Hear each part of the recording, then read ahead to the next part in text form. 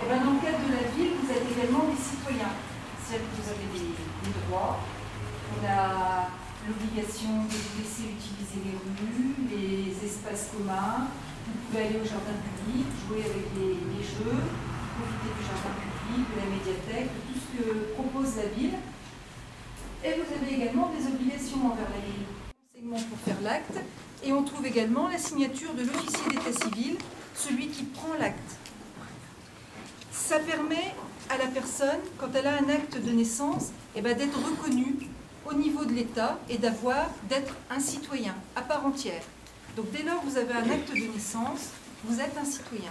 C'est-à-dire que l'État a des obligations envers vous et vous avez des obligations envers l'État.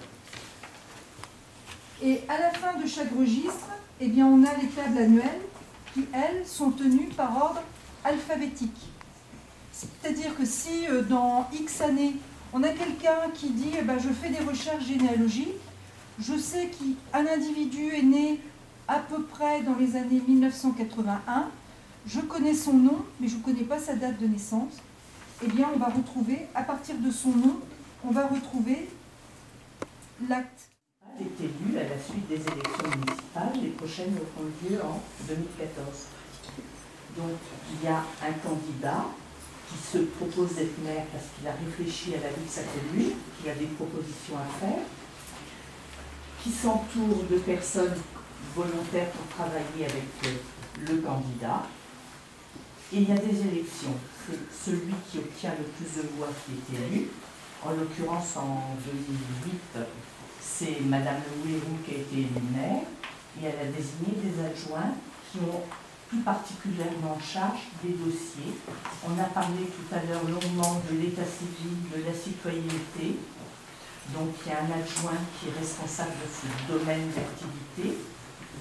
Dans une mairie, on réfléchit aux travaux à faire dans l'intérêt de la population.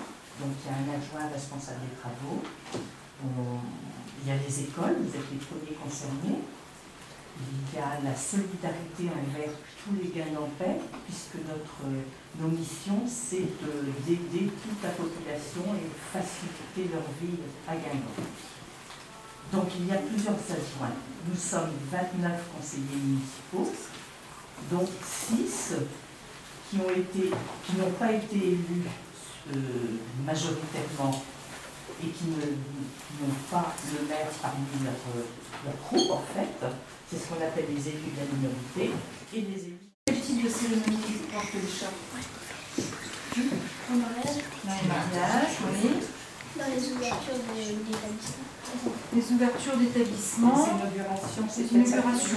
Oui, ça. Oui. Les enterrements. Alors, quand il y a un enterrement civil, je pense pas. Je ne suis pas sûre. Parfois, si. Parfois, si, parce que bon, c'est vrai qu'il est.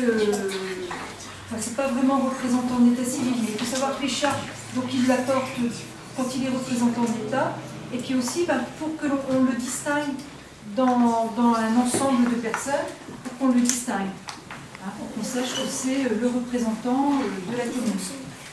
Et donc il y a, alors déjà l'écharpe, elle est bleu, blanc, rouge.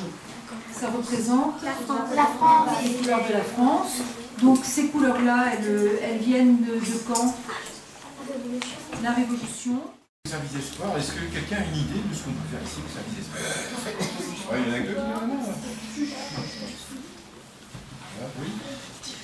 Vous organisez des choses pour le sport quand vous